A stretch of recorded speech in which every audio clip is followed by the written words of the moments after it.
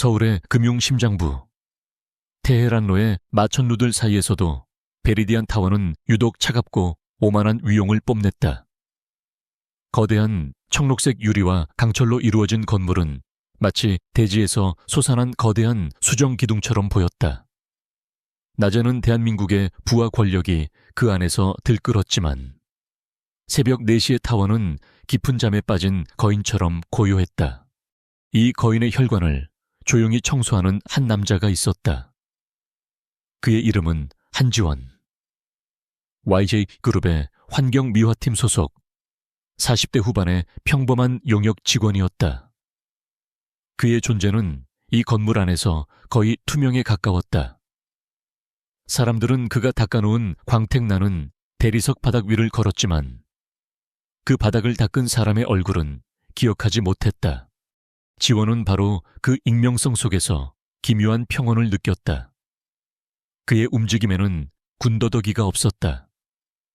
거대한 로비를 가로지르는 그의 마대 자루는 일정한 속도와 압력을 유지하며 마치 수도승의 수행처럼 고요하고 정제된 궤적을 그렸다.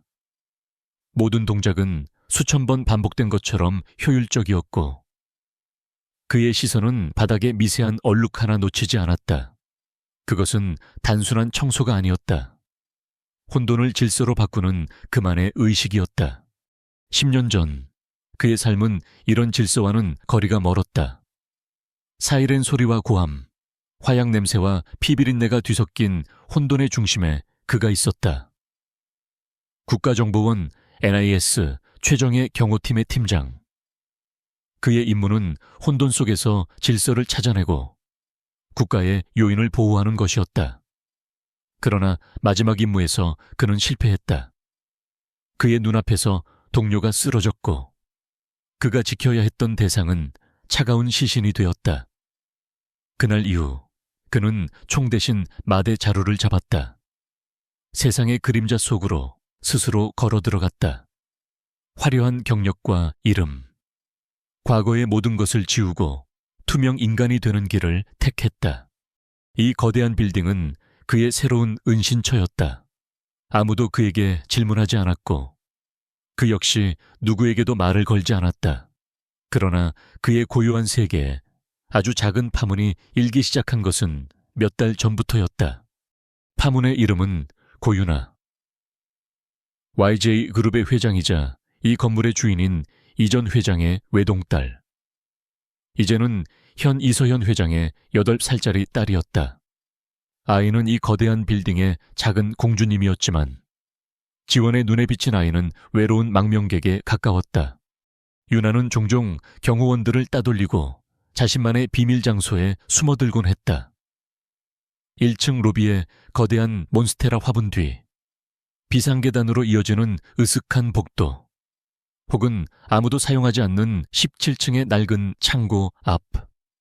지원은 아이를 여러 번 발견했다. 아이는 값비싼 드레스에 어울리지 않는 슬픈 눈을 하고 있었다. 황금 새장 속에 갇혀 잠시나마 자유를 갈망하는 작은 새 같았다. 처음 아이를 발견했을 때 지원은 잠시 망설였다. 규정대로라면 즉시 보안팀에 알려야 했다. 하지만 그는 그러지 않았다. 아이의 눈에서 과거 자신이 지키지 못했던 수많은 사람들의 얼굴에 어렸던 깊은 외로움을 보았기 때문이다. 그날 이후 두 사람 사이에는 기묘하고 조용한 유대가 생겨났다. 지원은 아이를 발견해도 못 본 척 자신의 일에만 몰두했다. 그의 무관심은 아이에게 이곳은 너만의 안전한 피난처라는 무언의 허락과도 같았다. 그는 아이가 떠난 자리에 가끔 아주 작은 초콜릿이나 시원한 물 한 병을 슬쩍 놓아두곤 했다. 답례라도 하듯 다음 날 그 자리에는 아이가 접은 작은 종이약 한 마리가 놓여 있었다. 그것은 두 사람만이 아는 비밀 신호이자 소리 없는 대화였다.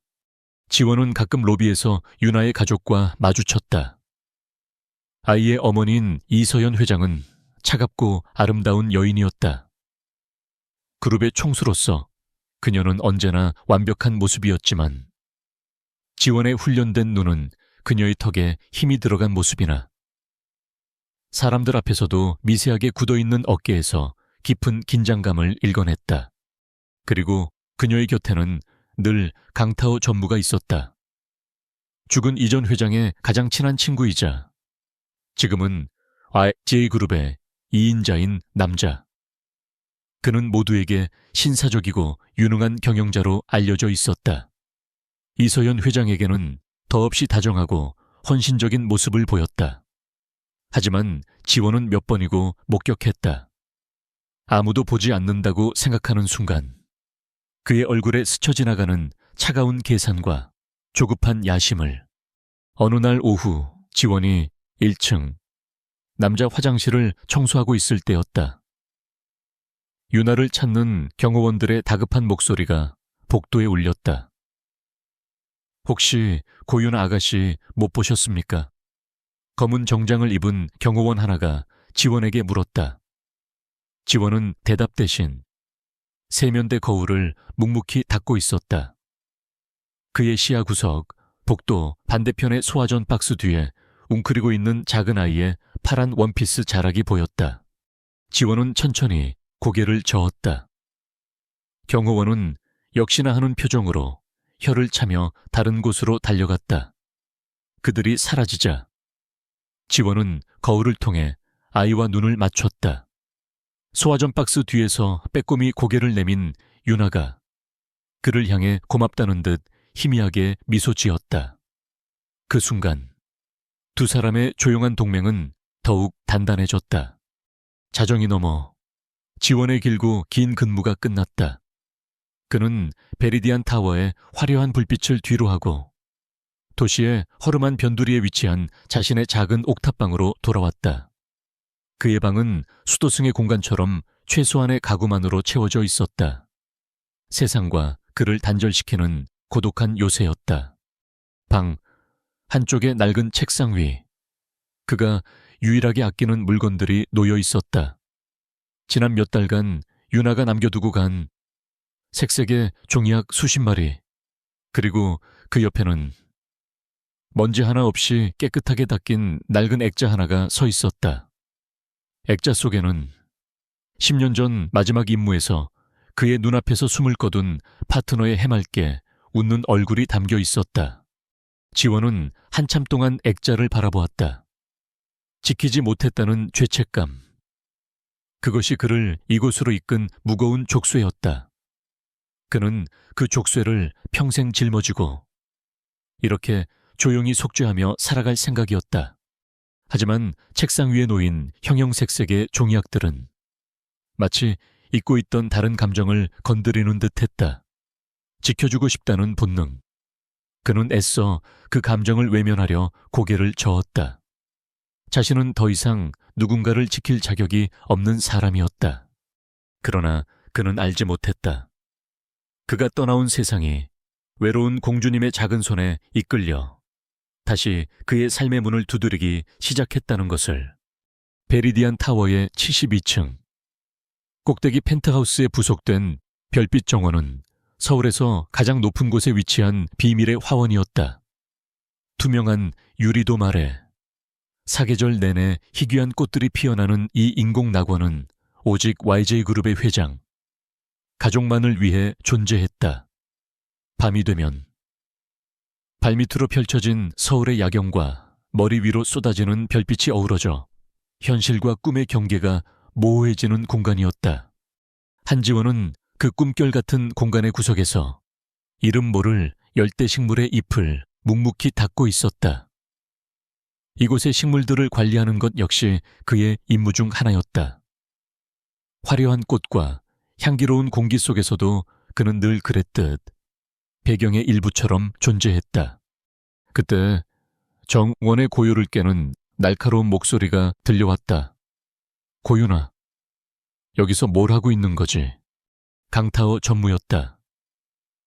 그는 피아노 레슨에 있어야 할 유나가 이곳에 와 있는 것을 발견하고 미간을 찌푸렸다. 그의 목소리에는 아이를 향한 애정 어린 꾸짖음이 아닌 계획에 차질이 생긴 것에 대한 차가운 짜증이 섞여 있었다. 유나는 도시의 불빛을 내려다보다가 화들짝 놀라 몸을 돌렸다. 그냥 별이 보고 싶어서요. 별 지금 네가 할 일은 별을 보는 게 아니야. 강전무가 아이의 앞으로 성큼성큼 다가왔다. 그의 큰 그림자가 아이의 작은 몸을 삼킬 듯 덮었다. 내 엄마가 널 위해 얼마나 많은 돈과 시간을 쏟아붓고 있는지 몰라. 넌 YJ 그룹의 얼굴이 될 아이야. 길 잃은 고아처럼 행동하지 마. 고아. 아이의 여린 마음에 비수처럼 박히는 잔인한 단어였다. 유나의 얼굴이 하얗게 질렸지만 아이는 울거나 소리치지 않았다. 그저 입술을 깨물며 고개를 숙일 뿐이었다. 이런 종류의 언어 폭력이 처음이 아니라는 듯 모든 감정을 안으로 사귀는 법에 익숙해 보였다. 나무십 뒤에 서 있던 지원의 손이 순간 멈칫했다. 전지가위를 쥔 그의 손에 힘이 들어갔다. 그의 안에서 잠자고 있던 야수가 울부짖었다. 당장이라도 달려나가 저 거대한 남자의 멱살을 잡고 아이에게서 떨어뜨려 놓고 싶었다. 하지만 그는 움직이지 않았다. 지금의 그는 한지원, 이름 없는 청소부일 뿐이었다. 그가 나서는 순간 이 조용한 삶도 아이를 지켜볼 수 있는 최소한의 거리마저도 사라질 것이었다. 강태호는 경멸적인 시선으로 아이를 한번 훑어본 뒤 당장 내려가라는 말을 남기고 몸을 돌려 정원을 나갔다. 정원에는 다시 정적이 찾아왔다. 하지만 이전의 평화로운 정적이 아니었다. 상처받은 침묵이었다. 유나는 한참 동안 그 자리에 서서 작은 어깨를 떨었다. 이윽고 아이는 천천히 고개를 들어 여전히 묵묵히 자신의 일을 하고 있는 지원을 보았다. 아이는 그에게로 천천히 걸어왔다. 지원은 아이가 다가오는 것을 느꼈지만 시선을 돌리지 않고 자신의 일에만 집중하는 척했다. 아저씨, 아이의 목소리는 별빛처럼 작고 가늘게 떨렸다. 지원은 마침내 하던 일을 멈추고 아이를 돌아보았다. 아이의 커다란 눈망울에 눈물이 가득 고여 있었다. 아저씨, 제 두 번째 아빠가 되어줄 수 있어요? 그 질문은 세상의 모든 소음을 잠재우는 너무나도 순수하고 절박한 기도였다. 아이는 진짜 아빠를 원한 것이 아니었다.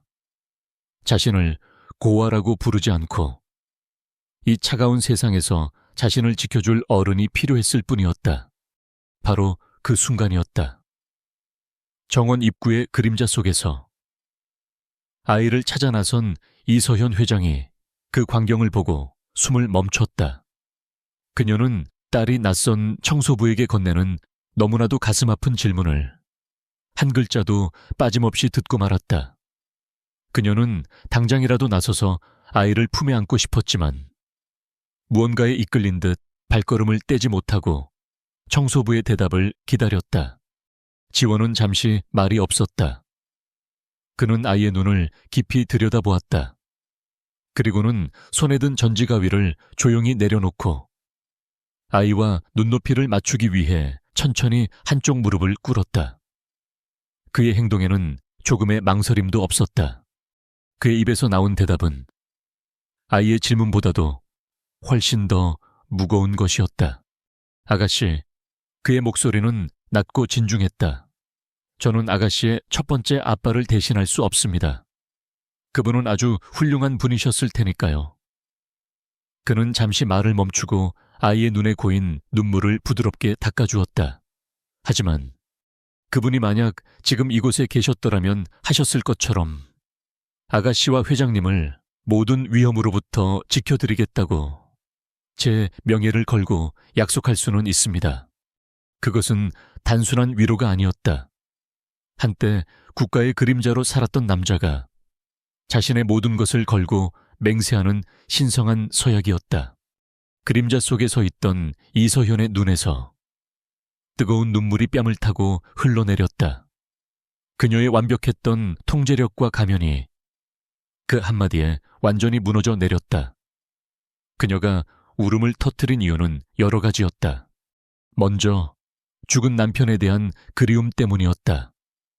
남편은 늘 그렇게 자신의 모든 것을 걸고 그녀와 딸을 지켜주던 사람이었다. 두 번째는 감사함이었다. 이름도 모르는 이 미화원 아저씨가 자신의 파트너가 되겠다고 약속한 저 거만한 남자보다 훨씬 더 깊은 이해심과 진정한 명예를 보여주었기 때문이다. 그리고 마지막으로 그의 말에 담긴 위험이라는 단어가 그녀가 매일 느끼고 있었지만 감히 입 밖으로 꺼내지 못했던 막연한 공포의 실체를 확인시켜 주었기 때문이다. 이 남자는 그녀가 처한 위험을 보고 있었다. 유나는 그의 대답의 깊은 의미를 다 이해하지는 못했지만 그의 눈빛과 목소리에 담긴 진심을 느낄 수 있었다. 아이는 처음으로, 아빠가 돌아가신 이후 처음으로 안전하다는 느낌을 받았다. 아이는 고개를 끄덕이며 희미하게 미소 지었다. 이소현은 두 사람이 자신을 보기 전에 조용히 몸을 돌려 눈물을 훔치며 어둠 속으로 사라졌다. 그녀는 그 순간을 방해하고 싶지 않았다. 그날 밤 텅 빈 별빛 정원에 홀로 남은 한지원은 서울의 야경을 내려다보았다. 그는 자신이 방금 한 약속의 무게를 실감하고 있었다. 그것은 어린아이에게 건넨 단순한 약속이 아니었다. 그가 버리고 도망쳤던 과거의 자신에게, 지키지 못했던 동료의 영혼에게, 그리고 그가 잃어버렸다고 생각했던 명예를 걸고 한 맹세였다. 그의 조용하고 투명했던 삶은 이제 끝났다. 보이지 않는 남자는 이제 그림자 밖으로 걸어나갈 준비를 해야 했다. 별빛 정원에서의 약속 이후 한지원의 세상은 이전과 같지 않았다. 그가 매일같이 닦던 베리디안 타워의 대리석 바닥은 더 이상 단순한 돌이 아니었다. 그것은 모든 것을 비추는 거울이었고 스쳐 지나가는 구두 소리 하나하나가 의미를 갖는 정보의 통로였다. 환풍구의 소음은 감시의 사각지대를 알려주는 신호였고 복도를 비추는 CCTV 카메라는 그의 움직임을 계산하는 변수가 되었다. 그는 여전히 청소부였지만 그의 영혼은 24시간 내내 작동하는 고성능 레이더가 되어 있었다. 유나에게 한 맹세는 그의 내면 깊숙이 잠들어 있던, 잊으려 애썼던 팀장 한지원을 깨웠다. 그는 더 이상 이 건물을 청소하지 않았다. 그는 이 건물을 분석하고 있었다. 그의 가장 큰 무기는 여전히 투명함이었다. YJ그룹의 임원들은 값비싼 구두를 신고 그의 옆을 지나치며 회사의 기밀을 논했다. 비서들은 그가 복도 끝에서 먼지를 털고 있는 것을 의식조차 하지 못한 채 민감한 정보가 담긴 통화를 했다. 모두에게 그는 그저 청소하는 기계, 풍경의 일부일 뿐이었다. 그리고 바로 그 점을 지원은 자신의 가장 강력한 방패이자 창으로 삼기로 했다. 그의 첫 번째 관찰 대상은 당연히 강타오 전무였다. 지원은 자신의 청소구역과 동선을 교묘하게 조절하여 강 전무의 동선과 최대한 겹치도록 만들었다. 그는 강 전무의 사무실이 있는 70층 임원 전용 플로어를 청소하는데 이전보다 훨씬 더 많은 시간을 할애했다. 며칠 지나지 않아 그는 첫 번째 이상 신호를 감지했다. 강 전무는 중요한 전화를 받을 때면 자신의 사무실을 벗어나 복도 끝에 있는 작은 회의실로 들어가곤 했다. 방음 처리가 완벽한 그곳에서라면 누구도 대화를 엿들을 수 없다고 생각했기 때문이다. 하지만 그는 통유리벽 너머 복도를 닦고 있는 청소부의 존재는 계산에 넣지 않았다. 지원은 그의 목소리를 들을 수는 없었지만 대리석 바닥에 비친 그의 모습을 통해 모든 것을 읽어냈다. 누군가를 향해 손가락질하며 격앙된 표정을 짓는 모습, 초조한 듯 방안을 서성이는 모습, 그리고 통화가 끝난 뒤에는 언제 그랬냐는 듯 다시 완벽한 신사의 가면을 쓰고 나오는 모습까지. 두 번째 신호는 종이였다. 지원의 임무 중 하나는 매일 자정, 임원들의 사무실에서 나오는 모든 쓰레기를 수거하는 것이었다. 그는 강 전무의 사무실에 놓인 개인용 문서 파쇄기가 최근 들어 부쩍 자주 사용되고 있다는 것을 알아차렸다. 파쇄된 종이의 양이 이전보다 서너 배는 많았다. 무언가를 필사적으로 숨기고 있다는 명백한 증거였다. 그리고 가장 결정적인 것은 이서연 회장을 향한 그의 태도였다. 어느 날 저녁, 지원이 지하 주차장을 청소하고 있을 때였다. 강 전무는 공식 석상에서처럼 차문을 열어주며 이 회장을 에스코트하고 있었다. 멀리서 보면 더없이 다정하고 자상한 모습이었다. 하지만 이 회장이 차에 올라타는 짧은 순간, 강 전무는 허리를 숙여 그녀의 귓가에 무언가를 속삭였다. 지원은 그 말을 들을 수 없었지만 그 순간 공포로 하얗게 질리는 이 회장의 얼굴과 그녀를 바라보는 강 전무의 차가운 눈빛을 똑똑히 보았다. 그의 미소 뒤에 숨겨진 것은 존경이 아닌 명백한 위협과 통제였다. 모든 조각들이 하나의 그림을 완성하고 있었다. 강태호는 야심찬 경영인이 아니었다. 그는 교묘한 방식으로 회장의 숨통을 조이며 무언가를 감추고 더 큰 것을 집어삼키려는 약탈자였다. 지원이 유나에게 약속했던 위험은 건물 바깥이 아닌 바로 회장의 가장 가까운 곳에서 독버섯처럼 자라나고 있었다. 그는 더 이상 지켜볼 수만은 없다고 판단했다. 그는 아주 작지만 대담한 첫 번째 행동을 개시하기로 결심했다. 그날 밤 지원은 평소처럼 임원실의 쓰레기를 수거했다. 그리고 강 전무의 사무실에서 그는 파쇄된 문서 조각들이 가득 담긴 봉투를 꺼내 들었다. 그는 복도에 아무도 없는 것을 확인한 뒤 미리 준비해온 다른 쓰레기 봉투와 그것을 바꿔치기 했다. 일반 사무용지가 담긴 봉투를 원래 자리에 두고 파쇄된 문서가 담긴 봉투는 자신의 청소 카트 가장 깊숙한 곳에 숨겼다. 그의 심장은 오랜만에 느껴보는 긴장감으로 빠르게 뛰었지만 그의 손은 조금의 떨림도 없었다. 자신의 작은 옥탑방으로 돌아온 지원은 방문을 걸어 잠갔다. 그리고는 봉투를 뒤집어 수만 개의 가느다란 종이 조각들을 방바닥 전체에 쏟아부었다. 그것은 마치 눈보라처럼 그의 방을 하얗게 뒤덮었다. 불가능해 보이는 퍼즐이었다. 하지만 지원에게는 인내심과 집요함이 있었다. 그것은 지난 10년간 그를 살아있게 한 유일한 무기였다.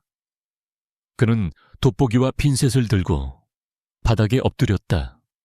그는 단어 하나, 문장의 일부 혹은 문서의 양식이라도 될 만한 조각들을 찾아내 분류하기 시작했다. 시간은 소리 없이 흘러갔다. 창밖이 희미하게 밝아올 때까지 그는 미동도 하지 않고 퍼즐 조각들을 맞추었다. 그렇게 며칠 밤이 지났다.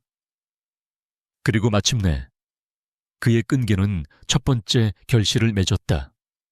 그는 수천 개의 조각들 중에서 마침내 의미 있는 문장을 완성해냈다. 그것은 완벽한 문서는 아니었지만 강태호의 범죄를 암시하는 결정적인 단서였다.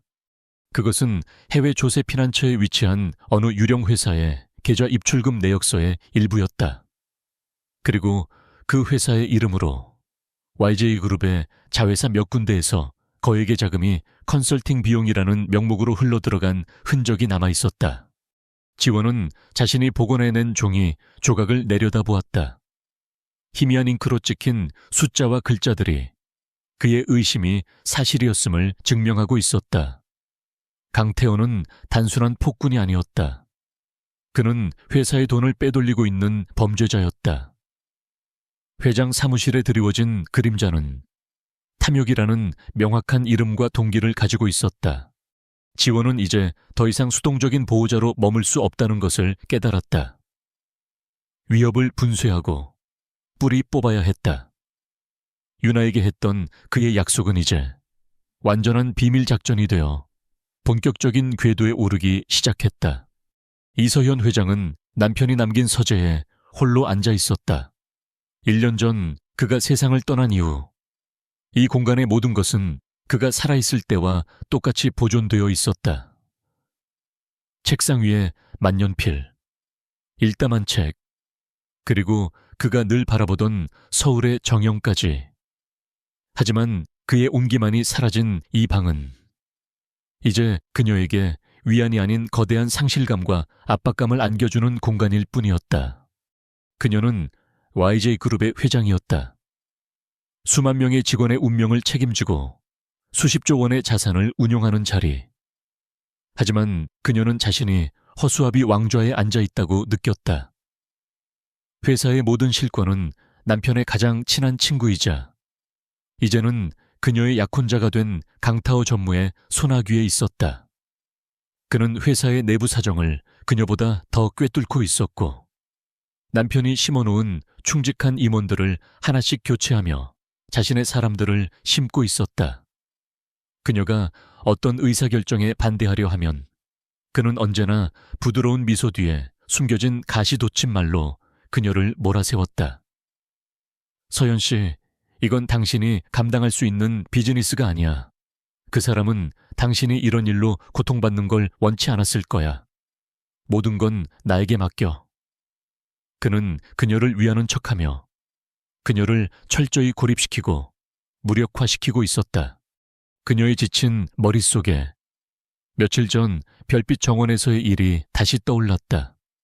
이름 모를 청소부의 그 기이하고도 진중했던 약속. 모든 위험으로부터 지켜드리겠습니다. 그 말이 계속해서 그녀의 귓가를 맴돌았다. 지난 1년간 그녀 주변의 모든 사람들은 그녀를 동정하거나 혹은 그녀의 자리를 탐했다. 하지만 그 청소부는 달랐다. 그의 눈에는 동정도 탐욕도 없었다. 오직 낡고 무뎌졌지만 여전히 날카로운 칼날 같은 명예만이 담겨 있었다. 그녀는 처음으로 이 거대한 빌딩 안에서 자신의 편이 단 한 명이라도 있을지 모른다는 생각을 했다. 그녀는 결심했다. 그를 다시 만나야 했다. 하지만 회장이 미화원을 개인적으로 호출하는 것은 강타오의 의심을 사기에 충분한 일이었다. 그녀는 조심스럽게 움직여야 했다. 그녀는 비서에게 혼자 생각할 시간이 필요하다고 말하고 경호원들도 물린 채 별빛 정원으로 향했다. 그가 늘 그 시간에 정원을 관리한다는 것을 그녀는 유나를 통해 들어서 알고 있었다. 정원은 여전히 아름다웠다. 그녀의 예상대로 한지원은 온실 한쪽 구석에서 난초의 잎을 정성스럽게 닦고 있었다.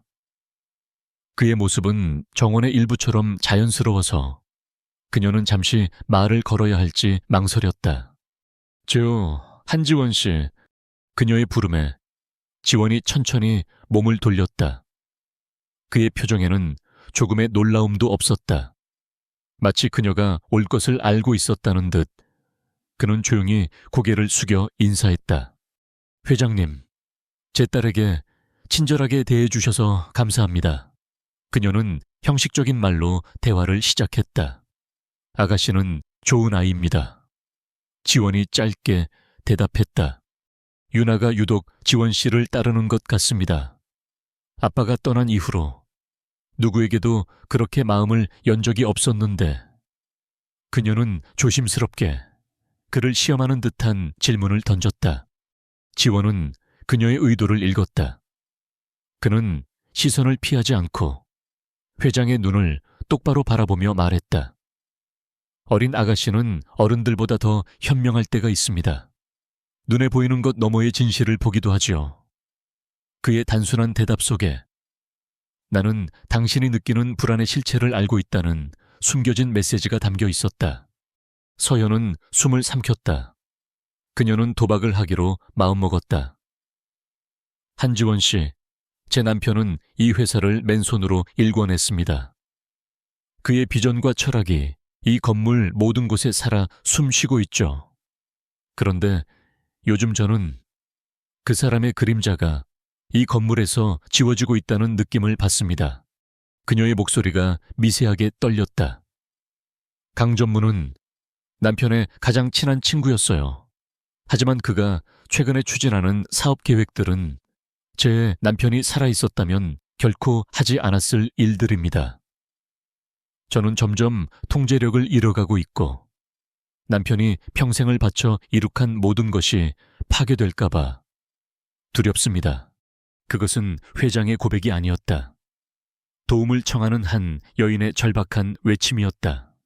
지원은 그녀의 말을 묵묵히 들었다. 그가 파쇄된 문서 조각에서 찾아낸 것은 단순한 금융범죄의 흔적이었다. 하지만 그녀의 고백은 그 범죄의 진짜 목적이 무엇인지를 명확하게 보여주었다. 이것은 단순한 횡령이 아니었다. 죽은 회장의 유산을 통째로 집어삼키고 그의 존재 자체를 역사 속에서 지워버리려는 거대한 음모였다. 그의 임무는 이제 더 명확하고 더 개인적인 것이 되었다. 지원은 그녀에게 자신이 믿을 만한 사람이라는 신호를 주어야 했다. 그는 한 걸음 다가서며 나지막이 말했다. 회장님, 좋은 리더는 자신의 사람들을 지킵니다. 하지만 위대한 리더는 자신의 유산을 지키죠. 돌아가신 회장님은 위대한 리더셨습니다. 그리고 위대한 유산은 싸워서 지켜낼 가치가 있는 것입니다. 그리고 그는 결정적인 한마디를 덧붙였다. 특히 버진 아일랜드 같은 곳에 등록된 정체불명의 유령 회사들이 그룹의 컨설팅 예산에 나타나기 시작했다면 말입니다. 그 마지막 문장은 서현의 심장에 천둥처럼 내리꽂혔다. 유령 회사, 버진 아일랜드. 그것은 그녀조차도 접근하기 어려웠던 기밀 재무 보고서의 한 구절이었다. 강타오가 교묘하게 숨겨놓았던 회사 돈이 새어나가는 구멍이었다. 어떻게 이 미화원 아저씨가 그것을 알고 있단 말인가? 그녀는 경악과 충격으로 가득 찬 눈으로 한지원을 바라보았다. 그는 더 이상 평범한 청소부가 아니었다. 그는 명예를 아는 관찰자를 넘어 이미 행동하고 있는 조사원이었다. 그녀의 눈에 서려있던 두려움은 여전했지만 그 위로 아주 가느다란 희망의 빛이 떠오르기 시작했다. 그녀는 그가 어떻게 그 사실을 알았는지 묻지 않았다. 그저 천천히 고개를 끄덕였다. YJJ 그룹의 회장과 이름 없는 투명 인간 같았던 청소부. 두 사람의 침묵의 동맹이 죽은 회장의 그림자가 지켜보는 그곳에서 마침내 맺어지는 순간이었다. 이서연 회장과의 침묵의 동맹은 한지원의 잠자던 야성을 완전히 깨웠다. 그는 더 이상 방어적인 관찰자가 아니었다. 이제 그는 이 거대한 빌딩을 무대로 보이지 않는 전쟁을 시작하는 지휘관이 되어야 했다. 하지만 그는 혼자 싸울 수 없다는 것을 알았다.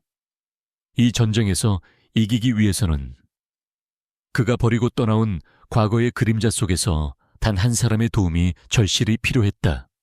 다음 날 근무를 마친 지원은 강남의 화려한 불빛을 뒤로하고 낡고 오래된 공구상가들이 밀집한 구로의 한 골목으로 향했다. 그의 목적지는 만물술이라는 간판을 내건 금방이라도 쓰러질 듯한 2층짜리 낡은 건물이었다. 먼지 쌓인 쇼윈되는 고장난 텔레비전과 낡은 라디오들이 유물처럼 전시되어 있었다. 가게 문을 열자 기름 냄새와 납땜 냄새가 코를 찔렀다. 가게 내부는 온갖 전자부품과 전선들로 발 디딜 틈 없이 어지러웠다. 그 혼돈의 중심에 헤드폰을 낀 채 인두를 들고 무언가에 열중하고 있는 한 남자가 있었다. 덥수룩한 머리와 며칠은 좋게 입은 듯한 티셔츠. 그의 이름은 차민준. 하지만 과거 국정원에서 그는 헤파이스토스라는 코드네임으로 불렸다. 그리스 신화 속 대장장이 신의 이름처럼 그는 세상의 모든 기계를 만들고 분해하고 길들일 수 있는 천재였다. 그는 지원이 이끌던 팀의 막내였고 10년 전 그 비극적인 임무에서 지원과 함께 유일하게 살아남은 생존자였다. 오랜만이군, 팀장님. 차민주는 고개도 돌리지 않은 채 말했다. 그의 귀는 헤드폰을 끼고 있었지만 가게 문에 설치된 미세한 압력 센서가 이미 10년 만에 방문객이 누구인지 알려준 뒤였다. 여전히 이런 소굴에 살고 있군. 지원이 퉁명스럽게 대답했지만 그의 목소리에는 희미한 반가움이 묻어 있었다. 민주는 그제야 하던 일을 멈추고 의자를 돌렸다. 그의 눈은 여전히 20대 소년처럼 장난기가 넘쳤지만 그 깊은 곳에는 지원과 같은 종류의 상처와 회한이 자리 잡고 있었다. 팀장님이야말로 유령처럼 사신다더니 정말 청소부가 다 되셨네. 긴 설명은 필요 없었다. 지원은 탁자 위의 부품들을 한쪽으로 밀어내고 YJ그룹의 내부 구조도를 펼쳤다.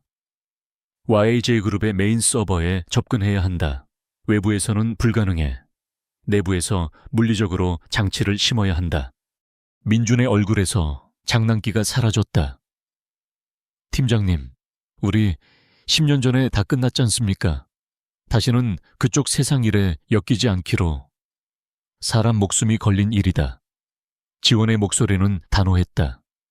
지켜야 할 사람들이 있어. 민주는 지원의 눈을 한참 동안 들여다보았다.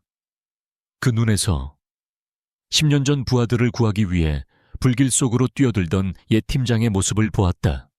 그는 길게 한숨을 내쉬고는 서랍에서 손바닥보다 작은 검은색 장치 하나를 꺼냈다. 트로이 목마입니다. 서버 쿨링팬에 제어칩처럼 보이도록 위장했어요. 이걸 메인 서버에 100번에 직접 연결하면 12시간 동안 모든 방화벽을 우회하는 백도어가 열립니다. 시간은 단 5분. 그 안에 성공해야 합니다. 그날 밤 한지원은 다시 베리디안 타워의 유령이 되었다. 그의 목표는 44층에 위치한 중앙 서버실, YJ그룹의 모든 정보가 모이는 심장이자 최고 등급의 보안구역이었다. 정문은 24시간 무장 경비원들이 지키고 있었고 출입을 위해서는 지정된 임원의 홍채 인식과 정맥 인증이 동시에 필요했다. 지원은 정문을 택하지 않았다. 그는 청소부로서 머릿속에 완벽하게 입력해둔 건물에 숨겨진 혈관을 이용하기로 했다.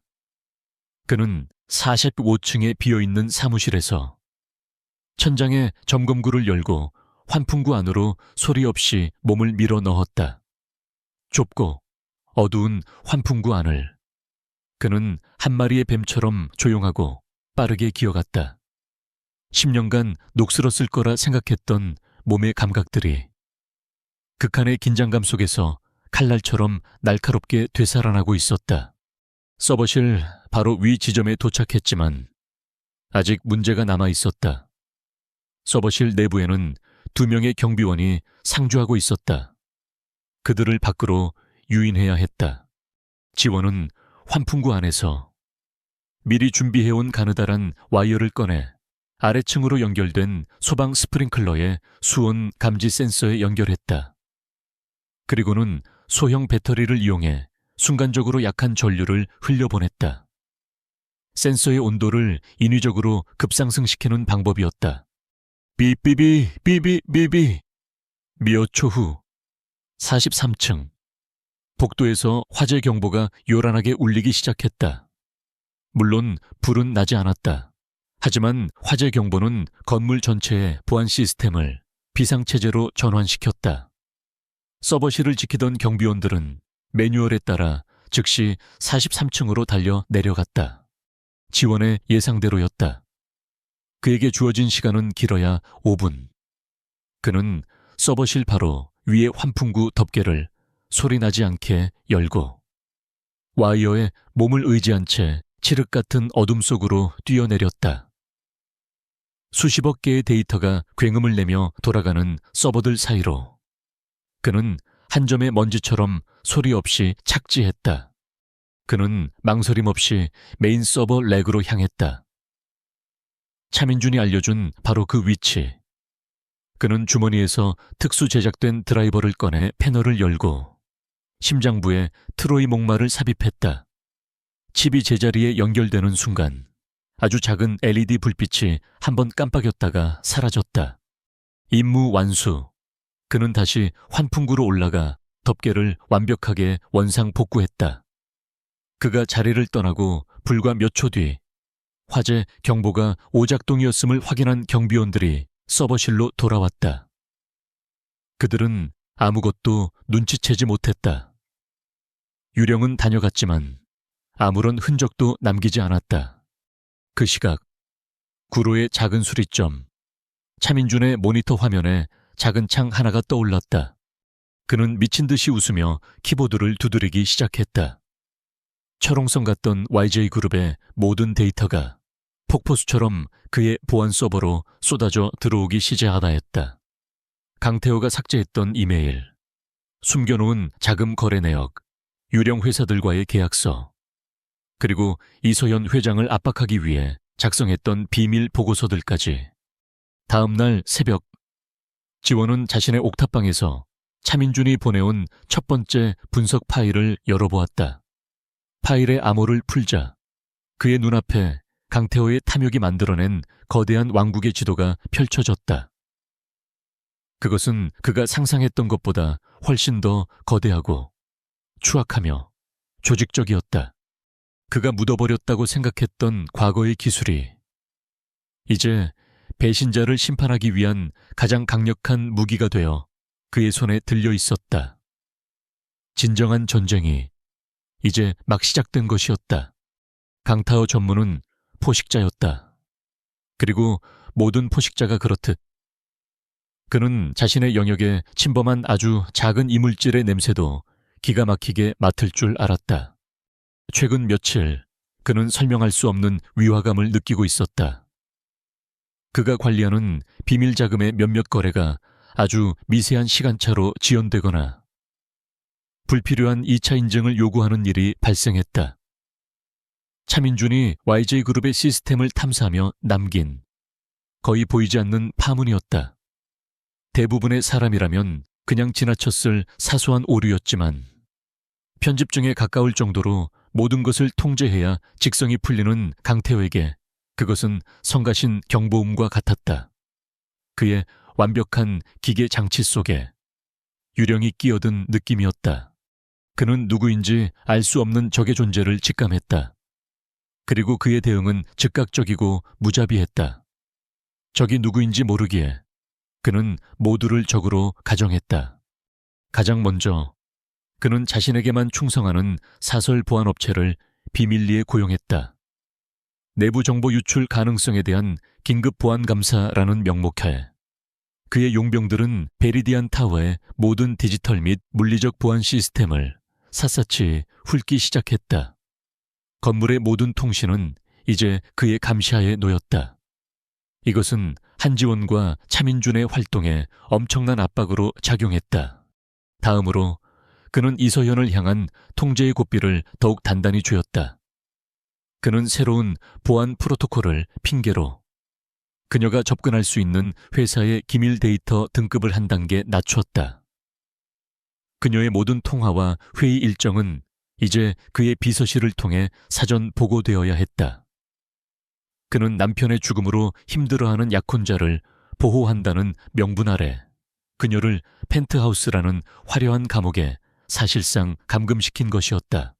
이로 인해 지원과 서현의 소통은 거의 불가능에 가까워졌다. 그리고 마지막으로 그는 보이지 않는 쥐를 잡기 위한 덫을 놓기로 했다. 그는 자신의 최측근과 함께 아주 그럴싸하지만 완전히 허구인 정보를 만들어냈다. 마카오의 한 페이퍼 컴퍼니를 통해 거액의 비자금을 세탁하는 것처럼 보이는 유령 거래 계획서였다. 그는 이 파일을 서버 가장 깊숙한 곳에 심어두었다. 그리고 그 파일에는 파일을 열어보는 즉시 IP 주소와 접근 경로를 추적하는 특수한 스파이웨어를 함께 심어놓았다. 누구든 이 달콤한 꿀단지에 손을 대는 자는 즉시 그의 레이더에 포착될 것이었다. 그 시각 구로의 아지트에서 차민주는 땀을 흘리고 있었다. 강태호가 깔아놓은 감시망은 예상보다 훨씬 촘촘하고 지능적이었다. 들키지 않고 시스템을 헤집는 것이 점점 더 어려워지고 있었다. 바로 그때 그의 눈에 그 꿀단지 파일이 들어왔다. 파일명부터가 최종 거래 계획이라는 너무나도 유혹적인 이름이었다. 그는 즉시 지원에게 보안 채널로 연락했다. 팀장님, 대어를 발견했습니다. 그런데 이건 너무 쉬운데요. 꼭 함정 같습니다. 이 파일을 여는 순간 우리의 백도어가 노출될 수 있습니다. 지원 역시 그것이 함정일 가능성이 높다고 판단했다. 하지만 강태호의 감시망이 점점 좁혀오는 지금 이것이 마지막 기회일지도 몰랐다. 그는 위험을 감수하고서라도 이 정보가 진짜인지 아닌지 확인할 필요가 있었다. 그러기 위해서는 이서연 회장의 확인이 반드시 필요했다. 하지만 어떻게 그녀는 완벽하게 고립되어 있었다. 그는 하이테크 시대에 가장 원시적인 로우테크 방식으로 소통하기로 결심했다. 다음 날 아침, 지원은 펜트하우스 전용 엘리베이터를 청소했다. 그는 주머니에서 작은 약병을 꺼내 면봉에 특수한 형광 물질을 아주 미세하게 묻혔다. 그리고는 72층 버튼의 눈에 띄지 않는 구석에 살짝 발라놓았다. 이 물질은 맨눈으로는 보이지 않았지만 그가 개조한 소형 UV 라이트를 비추면 밝은 푸른색 빛을 발하도록 되어 있었다.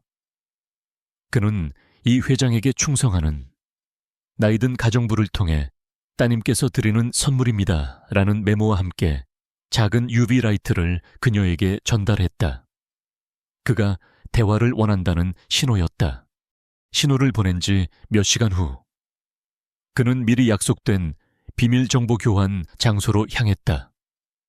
별빛 정원의 가장 구석진 곳에 있는 동백나무 화분 밑이었다. 그곳에 그가 묻어둔 작은 돌멩이가 옆으로 치워져 있었다. 서연이 그의 신호를 확인했다는 의미였다. 그는 돌멩이 밑에서 아주 작게 접힌 쪽지 하나를 발견했다. 그곳에는 마카오라는 한 단어만 적혀 있었다. 유령 거래 계획서에 대한 그의 질문에 그녀가 대답할 수 있는 최선의 암호였다.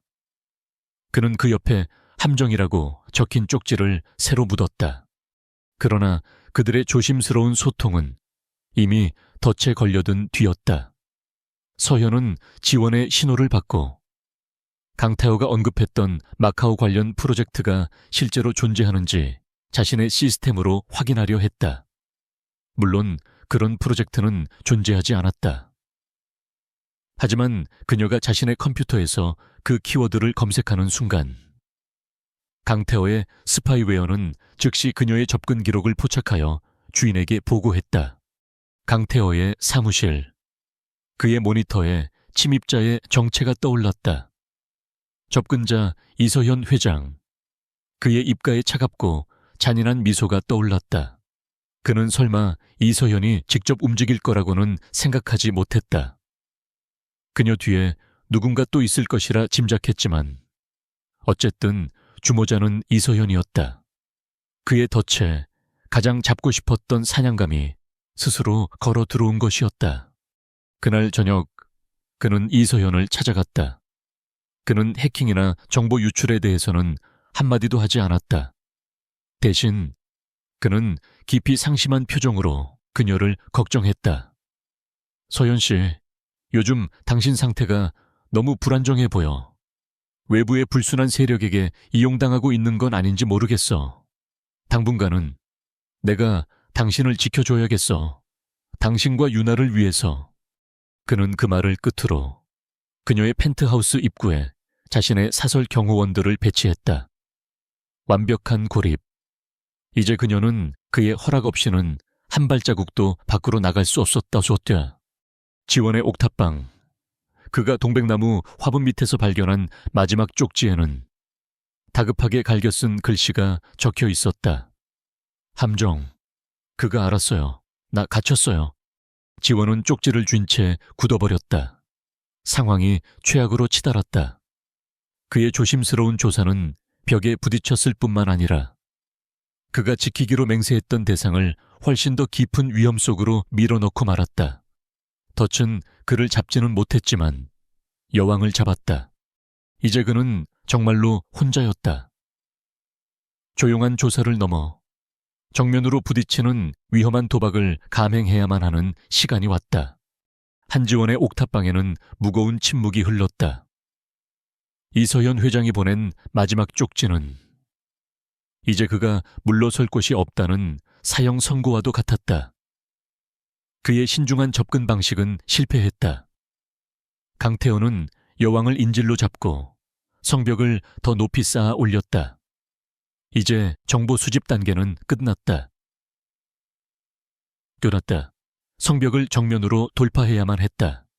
그는 강태호의 가장 큰 약점을 이용하기로 결심했다. 그것은 바로 그의 오만함이었다. 강태호는 자신의 하이테크 보안 시스템을 맹신했다. 그는 수백억 원짜리 방화벽과 무장 경호원들이 자신을 지켜줄 것이라 믿었지. 시간당 최저임금을 받는 늙은 청소부가 자신의 심장에 비수를 꽂을 수 있는 가장 날카로운 위협이라는 사실은 꿈에도 상상하지 못했다. 한지원은 바로 그 허점을 파고들기로 했다. 그는 차민준에게 연락했다. 성 안으로 다시 들어가야겠다.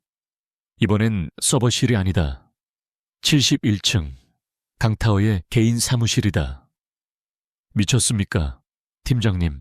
거긴 지금 그놈의 개인 용병들이 개미새끼 한 마리 못 들어가게 지키고 있습니다. 자살 행위라고요. 그래서 정식으로 들어갈 거다. 지원의 목소리는 차분했다. 그들의 새로운 계획은 대담하고 위험했다. 강타워의 요새를 밖에서 뚫는 것이 아니라 시스템 자체가 그를 안으로 불러들이게 만드는 것이었다. 작전명은 유령 소환. 차민준은 그들이 아직 확보하고 있는 가느다란 백도어를 이용해 YJ그룹의 중앙보안 서버에 아주 미세한 악성 코드를 심었다. 이 코드는 해킹처럼 보이지 않았다. 마치 노후된 부품에서 발생하는 것처럼 보이는 불규칙한 전력 과부하 신호를 시뮬레이션하도록 설계되었다. 이 신호가 특정 임계치를 넘어서면 건물 전체에 레벨 3 보안 시스템 유지보수 경보가 발령될 것이었다. 단순한 화재 경보가 아니었다. 건물의 보안 시스템 자체가 붕괴될 수 있다는 심각한 경고였다. 그리고 이 경보의 발원지는 강타워의 사무실 바로 앞 복도에 위치한 메인 정션 박스로 설정되었다. 물론 지원은 기술자가 아니었다. 하지만 그는 건물의 유지보수 팀장을 구슬릴 방법을 알고 있었다. 그는 평소 안면이 있던 조금은 게으르고 귀찮은 일을 싫어하는 팀장에게 접근했다. 팀장님, 오늘 야간 근무 중에 71층에서 또 경보가 울릴지도 모른답니다. 지난번처럼 단순 과부하일 텐데 제가 올라가서 간단히 손봐드릴까요? 팀장님께서 직접 행차하실 일은 아닌 것 같습니다. 팀장은 귀찮은 일이 줄었다는 듯 고맙다며 자신의 아이디카드를 그에게 건네주었다. 지원은 차민준이 만들어준 양식으로 완벽하게 위조된 작업 지시서까지 손에 넣었다. 이제 그는 청소부가 아닌 경보에 대응하기 위해 파견된 기술자가 되었다. 작전은 밤 11시에 시작되었다. 차민준이 코드를 실행시키자 베리디안 타워의 중앙통제실에 요란한 경보음이 울려 퍼졌다. 71층 이 두 구역 전력 불안정, 즉시 현장 점검 필요. 그 시각 지원은 이미 기술자 작업복으로 갈아입고 공구함을 든 채 70층에서 대기하고 있었다. 그는 엘리베이터를 타지 않고 비상계단을 이용해 71층으로 향했다. 71층 복도는 경보 때문에 평소보다 훨씬 삼엄한 분위기였다. 강타워의 사설 경호원들이 날카로운 눈으로 주위를 경계하고 있었다. 지원은 약간 짜증이 난 듯한 표정으로 그들에게 다가갔다. 젠장. 또 이놈의 구형 박스가 말썽이군. 비켜주시오. 점검 좀 하게. 그는 경호원들에게 위조된 작업 지시서와 유지보수 팀장의 아이디 카드를 보여주었다. 그의 연기는 완벽했다. 하이테크 위협에만 정신이 팔려있던 경호원들은 이 로우테크 기술자를 별다른 의심 없이 통과시켜 주었다. 지원은 강태호의 사무실 바로 앞벽에 부착된 정션 박스의 덮개를 열었다. 그리고는 공구함에서 멀티미터를 꺼내 들었다. 하지만 그것은 평범한 멀티미터가 아니었다. 차민준이 개조한 복도의 CCTV 영상을 5분간 루프시키는 특수 장비였다. 그는 장비를 연결하고 CCTV 화면이 방금 전의 모습에 멈춘 것을 확인했다. 이제 그는 5분간 투명 인간이 되었다. 그는 다른 드라이버를 꺼내 들었다. 그것 역시 최첨단 전자자물쇠를 순식간에 해제할 수 있는 초고속 락픽이었다. 철컥하는 소리와 함께 강태호의 사무실 문이 소리 없이 열렸다. 사무실 내부는 그의 오만함만큼이나 화려하고 거대했다. 하지만 지원은 주위를 둘러볼 시간이 없었다. 차민준이 미리 분석해둔 정보에 따르면 결정적인 증거는 컴퓨터가 아닌 다른 곳에 있었다. 그는 사무실 벽에 걸린 거대한 추상화 뒤로 다가갔다. 그림을 옆으로 밀자 그가 예상했던 대로 비밀 금고가 모습을 드러냈다. 그는 주머니에서 담뱃감만한 소형 음파 분석 장치를 꺼내 금고에 부착했다. 전자식 금고의 다이얼을 돌릴 때 발생하는 미세한 튜블러 핀의 소리를 분석하여 비밀번호를 알아내는 그의 옛 시절 기술이었다. 몇 번의 시도 끝에 딸깍하는 소리와 함께 묵직한 금고 문이 열렸다. 금고 안에는 여러 개의 기밀 서류와 함께 검은색 외장 하드 드라이브 하나가 놓여 있었다. 그는 그것을 들고 나오지 않았다. 대신 그는 그 옆에 또 다른 장치를 연결했다. 1분 안에 하드 드라이브 전체를 복제할 수 있는 고속 데이터 복제 장치였다. 데이터가 복제되는 동안 그의 심장은 얼음처럼 차가웠다. 1분이라는 시간이 영원처럼 느껴졌다. 복제가 완료되자 그는 원래의 하드 드라이브를 제자리에 놓고 금고를 닫았다. 그는 사무실을 나오며 문을 잠그고 CCTV 루프 장비를 회수했다. 모든 것을 완벽하게 원상 복구하는 데 걸린 시간은 총 4분 30초. 그는 정션박스의 덮개를 닫고 경호원들을 향해 귀찮다는 듯 손을 흔들어 보였다. 별거 아니군. 과부하야. 과부하. 그는 유유히 71층을 떠나 다시 어둠 속으로 사라졌다. 새벽녘 지원은 구로의 아지트에서 차민준을 만났다. 그는 복제된 데이터가 담긴 장치를 건넸다. 민준이 그것을 자신의 컴퓨터에 연결하고 해독 프로그램을 실행시켰다.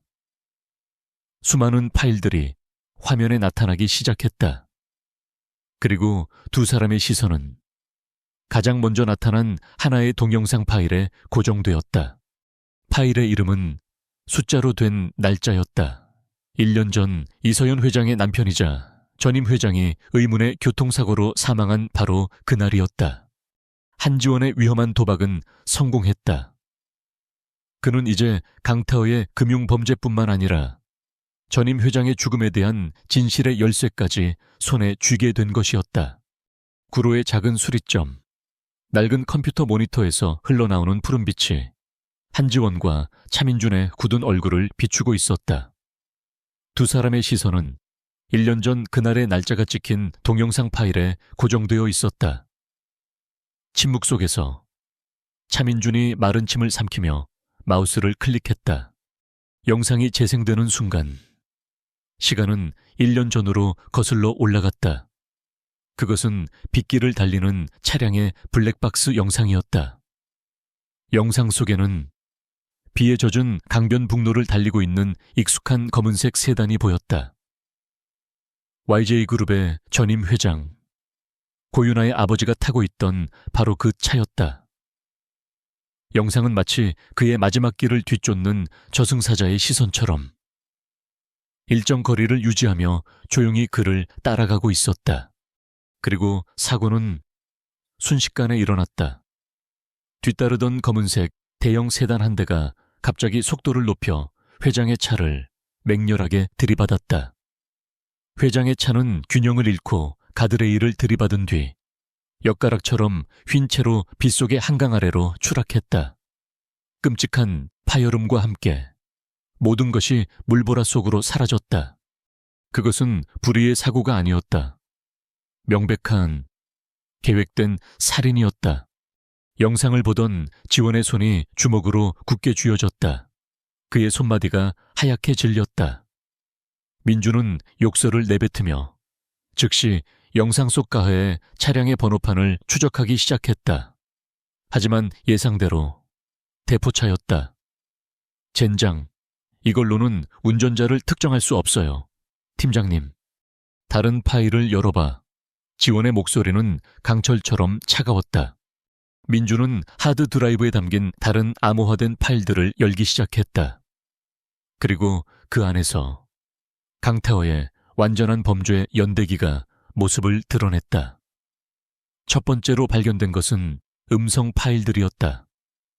강태호가 정체불명의 남자와 통화하는 내용이었다.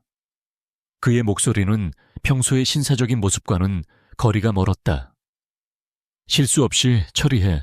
사고처럼 보여야 해. 흔적을 남기지 마. 돈은 약속대로 지급하지. 그 목소리는 명백한 살인 교사였다. 다음으로 그의 유령 회사 중 하나에서 거액의 자금이 빠져나가 통화 속 남자, 즉 전문 해결사의 차명 계좌로 입금된 금융기록이 발견되었다. 그리고 그 입금 날짜는 회장의 장례식이 끝난 바로 다음 날이었다. 별빛 정원에서 윤아에게 했던 지원의 약속이 그의 뇌리에서 천둥처럼 울려 퍼졌다. 아가씨와 회장님을 모든 위험으로부터 지켜드리겠다고 그분이 하셨을 것처럼 그가 막연하게 느꼈던 위험의 실체는 단순한 기업 사냥꾼이 아니었다. 그것은 윤아의 아버지를, 서현의 남편을 무참히 살해하고 그들의 모든 것을 빼앗으려 하는 악마였던 것이다. 그의 어깨에 얹힌 약속의 무게가 이제는 청은망은처럼 무겁게 느껴졌다. 강타오의 계획은 상상 이상으로 치밀하고 잔혹했다. 하드 드라이브 안에는 그가 YJ그룹을 완전히 장악하기 위한 모든 시나리오가 담겨 있었다. 전임 회장을 제거하는 1단계 계획, 회사의 자금을 빼돌려 자신의 세력을 키우는 2단계 계획, 그리고 슬픔에 빠진 미망인에게 접근하여 그녀의 의결권을 완전히 통제하기 위해 결혼을 추진하는 3단계 계획, 그리고 마지막 4단계 계획서 앞에서 지원은 숨을 멈췄다. 그것은 이서연 회장에 대한 정신감정 및 경영 능력 박탈 계획서였다. 그는 사이렌과 같은 프로그램을 이용해 서현을 지속적으로 공격하여 그녀를 정신적으로 무너뜨린 뒤 법원으로부터 금치산자 판정을 받아낼 계획이었다. 그렇게 되면 그는 윤아의 유일한 법적 후견인이 되어 YJ그룹의 막대한 재산을 합법적으로 손에 넣을 수 있게 되는 것이었다. 그것은 한 가문을 완전히 파멸시키고 그들의 유산을 송두리째 강탈하려는 괴물 같은 계획이었다. 지원은 모니터의 불빛을 응시했다. 그의 눈에 10년 전 임무에서 죽어갔던 동료의 얼굴이 어렸다. 그때도 그는 지키지 못했다. 눈앞에서 벌어지는 악을 막지 못했다는 무력감과 죄책감이 지난 10년간 그를 그림자 속에 가두었다. 하지만 이번에는 달랐다. 이번에는 반드시 지켜낼 것이다. 이것은 단순히 의뢰받은 임무가 아니었다. 그의 잃어버렸던 명예를 되찾고 과거의 자신을 구원하기 위한 마지막 전쟁이었다. 그의 내면의 결의가 강철처럼 단단하게 굳어졌다. 팀장님, 이제 어떻게 하실 겁니까? 민준이 물었다. 이걸 그냥 경찰에 넘기기엔 강타오가 가진 힘이 너무 막강합니다. 증거가 조작되었다고 주장하며 빠져나갈 수도 있습니다. 지원은 알고 있었다. 법정 싸움으로 가면 너무 오랜 시간이 걸릴 뿐더셔. 그 과정에서 서현과 윤아는 더 큰 위험에 처할 수 있었다. 그에게는 단 한 번의 기회뿐이었다. 대중과 주주들 앞에서 강타오가 변명할 시간조차 주지 않고 그의 가면을 완벽하게 찢어버려야 했다. 연례 주주총회. 지원이 나지막이 말했다. 일주일 뒤에 열릴 YJG그룹의 가장 큰 행사. 강타오가 자신의 경영 능력을 과시하고 그룹의 완전한 장악을 선포하려 할 바로 그 무대. 그곳이 심판의 장소가 될 것이었다. 그는 이 모든 사실을 이서현 회장에게 알려야 했다. 그리고 그녀와 함께 마지막 방역을 준비해야 했다. 그는 그들의 유일한 비밀 통로를 이용하기로 했다. 그는 민준에게 블랙박스 영상에서 가장 결정적인 순간, 즉 가해 차량이 회장의 차를 들이받는 순간을 캡처하라고 지시했다. 그리고 그 이미지 파일 아래에 단 한 줄의 문장을 적어 넣었다. 모든 것을 알았습니다. 주주총회가 유일한 기회입니다. 준비하십시오. 그는 이 파일을 이서현 회장이 비상용으로 숨겨두었던 보안 태블릿으로 전송했다. 그 시각 펜트하우스에 갇혀 있던 이서현의 태블릿이 조용히 진동했다. 그녀는 경호원들의 눈을 피해 조심스럽게 메시지를 확인했다. 화면을 보는 순간 그녀의 호흡이 멎었다. 화면 가득 남편의 마지막 순간이 담겨 있었다. 그녀를 짓누르던 슬픔이 순식간에 차갑고 뜨거운 분노로 변했다. 지난 1년간 그녀를 마비시켰던 두려움은 사라지고 오직 복수심과 정의를 향한 맹렬한 의지만이 남았다. 그녀는 창밖으로 서울의 야경을 내려다보았다. 그녀는 더 이상 슬픔에 잠긴 미망인이 아니었다. 자신의 왕좌를 되찾기 위해 마지막 전쟁을 준비하는 여왕이었다. YJ그룹의 연례 주주총회가 열리는 베리디안 타워의 대강당은 성공에 대한 기대감과 돈의 욕망으로 뜨겁게 달아올라 있었다. 수백 명의 주주, 애널리스트, 그리고 기자들이 자리를 가득 메웠다. 오늘의 핵심 안건은 강타오 전무가 추진하는 거대 규모의 인수합병 M&A 아니었다. 만약 이 안건이 통과된다면 YJ그룹은 새로운 차원의 제국으로 발돋움하게 되며 강타오는 그 제국의 명실상부한 황제가 될 것이었다. 단상 위에 선 강타오는 그의 인생 최고의 순간을 만끽하고 있었다. 그는 자신감 넘치는 목소리와 카리스마 넘치는 제스처로 M&A 이후 YJ그룹이 맞이할 장밋빛 미래에 대해 열변을 토했다.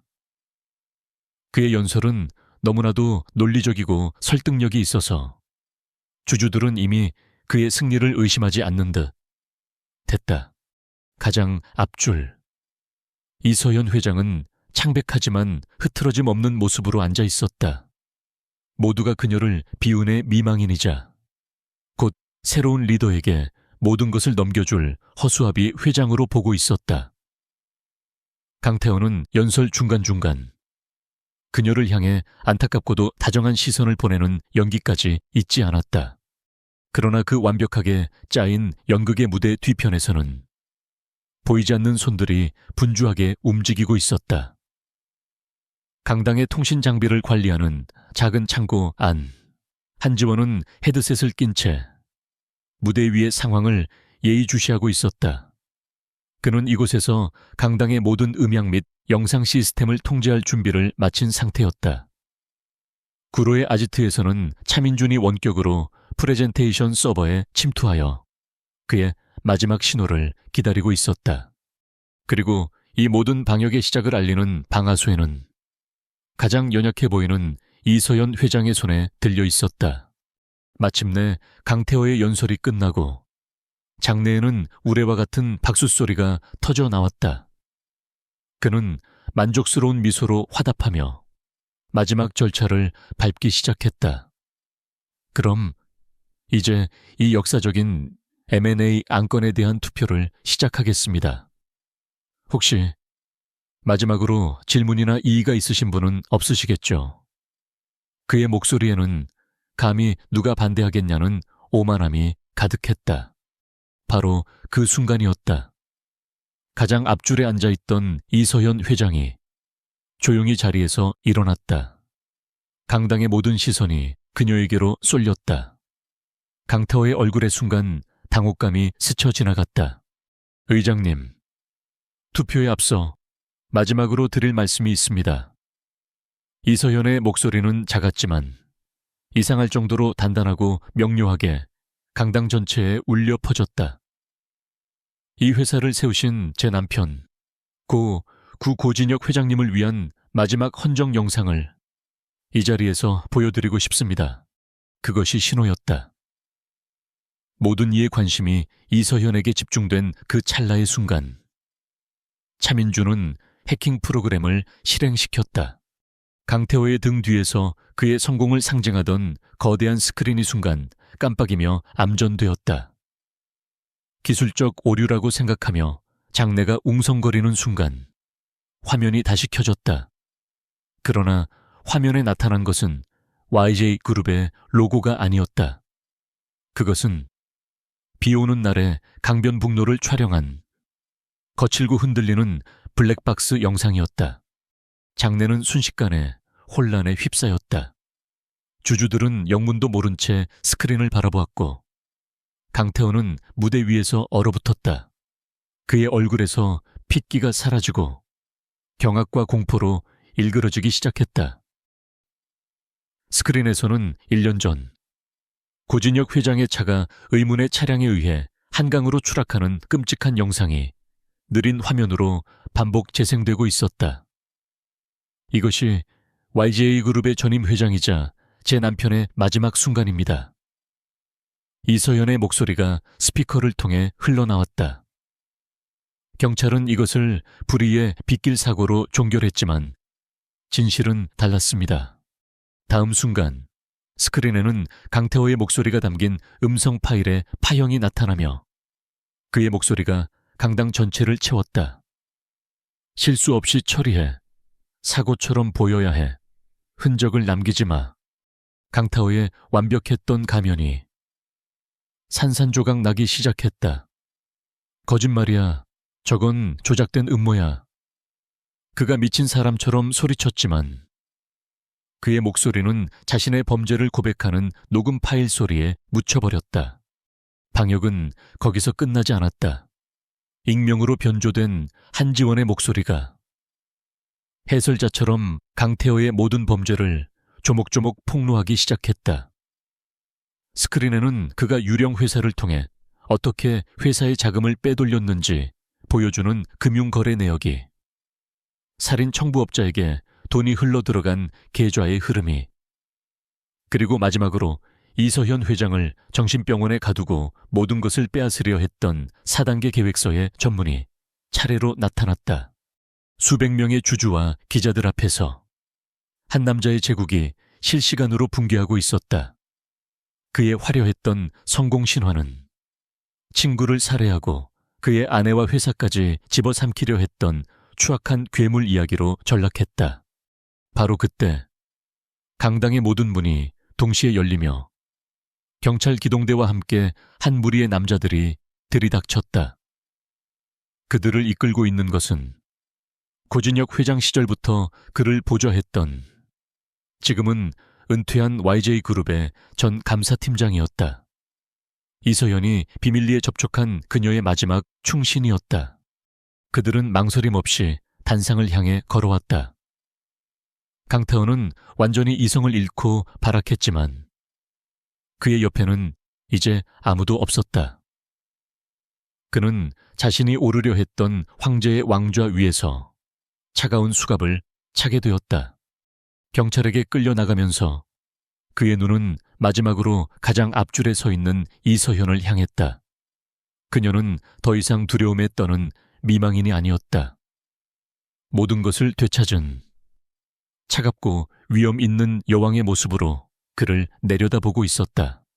그리고 아무도 주목하지 않는 강당의 가장 뒤쪽 어둠 속에서 허름한 청소부의 작업복이 순간 보였다가 소리 없이 사라졌다. 심판의 날은 끝났다. 정의는 가장 예상치 못한 방식으로 구현되었다. 심판의 날이 지나가고 몇 주가 흘렀다. YJ 그룹을 뒤흔들었던 거대한 폭풍은 마치 거대한 해일이 휩쓸고 간 뒤에 고요처럼 잦아들었다. 강태호의 범죄는 대한민국의 모든 뉴스를 장식했고 그의 이름은 탐욕과 배신의 상징이 되어 역사 속으로 사라졌다. 베리디안 타워에는 새로운 질서가 자리 잡기 시작했다. 이서연 회장은 더 이상 허수아비가 아니었다. 그녀는 남편의 유산을 지키기 위해 강인한 여전사로 거듭났다. 그녀는 강타오가 심어놓았던 부패한 임원들을 모두 솎아내고 남편이 살아있을 때 함께했던 충신들을 다시 불러 모았다. 그녀의 모든 결정은 단호하고 현명했으며 직원들은 그녀에게서 죽은 남편의 그림자가 아닌 새로운 리더의 빛을 보기 시작했다. YJ그룹은 깊은 상처를 입었지만 이제 더 건강하고 단단한 모습으로 재생하고 있었다.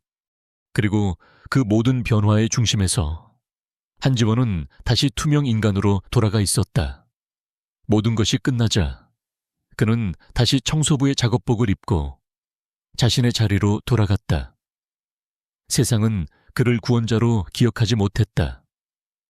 그는 그저 강당의 소란을 멀리서 지켜보았던 수많은 직원 중 한 명일 뿐이었다. 그는 그것으로 만족했다. 길고 길었던 임무가 끝났고 그는 다시 그림자 속에서 조용히 속죄하며 살아갈 생각이었다. 어느 날 오후 그는 평소처럼 1층 로비를 닦고 있었다. 모든 것이 제자리로 돌아온 평화로운 풍경이었다. 바로 그때 이서연 회장의 비서가 그에게 다가와 정중하게 말했다. 한지원 선생님, 회장님께서 별빛 정원에서 뵙기를 원하십니다. 모든 것이 시작되었던 그곳. 지원이 별빛 정원에 도착했을 때 이서현은 혼자서 서울의 풍경을 내려다보고 있었다. 그녀의 모습은 이전처럼 불안하거나 위태로워 보이지 않았다. 슬픔은 여전히 남아 있었지만 그 위로 강인함과 위엄이 자리 잡고 있었다. 와주셔서 감사합니다. 한지원 씨, 그녀가 몸을 돌리며 말했다. 회장님, 지원은 말없이 고개를 숙였다. 저는 지원 씨에게 어떻게 감사를 드려야 할지 모르겠습니다. 그녀는 잠시 말을 멈추고 그의 눈을 똑바로 바라보았다. YJ 그룹의 보안총괄 책임자 자리를 맡아주시겠습니까? 혹은 원하시는 어떤 자리라도 좋습니다. 이것은 보상이 아니라 당연한 제안입니다. 그것은 YJ 그룹의 회장이 할 수 있는 가장 합리적이고 전문적인 제안이었다. 하지만 지원은 천천히 고개를 저었다. 과분한 제안이십니다, 회장님. 하지만 제가 있을 곳은 그곳이 아닙니다. 저는 그저 한 아이와의 약속을 지켰을 뿐입니다. 그의 대답은 단호했다. 그는 모든 것이 끝나면 다시 자신의 고독한 성으로 돌아갈 생각이었다. 그의 인사가 끝나고 그가 몸을 돌려 정원을 떠나려 할 때였다. 아저씨, 정원 입구에서 유나가 그를 부르며 달려왔다. 아이는 더 이상 슬프고 외로운 공주님이 아니었다. 밝고 건강한 웃음을 띤 평범한 8살 아이의 모습이었다. 아이는 지원의 앞으로 달려와 그의 허리를 꼭 껴안았다. 가시면 안 돼요. 아저씨는 우리를 지켜주기로 약속했잖아요. 지켜주는 사람은 가까이에 있어야 하는 거예요. 아이의 단순하고도 강력한 논리에 지원은 아무 말도 할 수가 없었다. 유나 말이 맞아요. 이서연이 미소 지으며 다가왔다. 제 제안이 틀렸군요. 그녀는 지원의 앞에 서서 이전과는 전혀 다른 제안을 건넸다. 회사의 보안 책임자가 필요한 게 아니었어요. 저는 우리 가족에게는 보호자가 필요해요. 저는 직원으로서의 한지원 씨를 원하는 게 아닙니다. 한지원 씨, 우리 가족의 수호자가 되어주시겠어요? 그것은 직업에 대한 제안이 아니었다. 그의 삶 전체를 향한 초대였다. 그가 경멸했던 기업이나 정부의 세계로 돌아오라는 것이 아니었다. 그저 한 가족의 울타리가 되어달라는 진심 어린 부탁이었다. 지원은 유나의 희망에 찬 얼굴과 이서현의 진실된 눈빛을 번갈아 보았다. 텅 빈 옥탑방과 액자 속에서 웃고 있는 죽은 동료의 얼굴이 떠올랐다. 어쩌면 지난 10년간 그가 무의식적으로 찾아 헤맸던 구원이 바로 이 작은 가족을 지키는 일일지도 모른다는 생각이 들었다. 국가를 위한 임무가 아닌 한 사람으로서 한 남자의 명예를 걸고 완수할 수 있는 새로운 임무. 그의 입가에 아주 희미하고 보기 드문 미소가 떠올랐다. 그는 대답 대신 천천히 고개를 끄덕였다. 몇 달 후, 별빛 정원의 평화로운 오후, 이서연 회장은 벤치에 앉아 여유롭게 업무 통화를 하고 있었다. 그녀의 목소리는 자신감과 확신으로 가득 차 있었다. 그녀의 주변에서 유나는 마음껏 정원을 뛰어다니며 밝게 웃고 있었다. 경호원들은 멀리서 그 모습을 지켜볼 뿐 아이의 자유를 방해하지 않았다. 그리고 그 아이의 곁을 한 남자가 조용히 지키고 있었다. 한지원이었다. 그는 더 이상 청소부의 작업복이나 딱딱한 경호원의 정장을 입고 있지 않았다. 편안한 면바지에 셔츠를 입은 그의 모습은 아이를 돌보는 자상한 삼촌이나 아버지의 모습과도 같았다.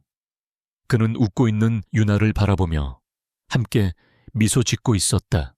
세 사람은 조금은 특별하지만 그 어떤 가족보다도 완벽하고 행복한 그림을 완성하고 있었다. 두 번째 아빠가 되어달라던 아이의 질문은 직위나 이름이 아닌 새로운 현실 그 자체로 대답이 되었다. 별빛 정원에서 시작되었던 낡은 약속은 완벽하게 지켜졌다. 그리고 그 자리에서 새로운 약속이 이제 막 시작되고 있었다.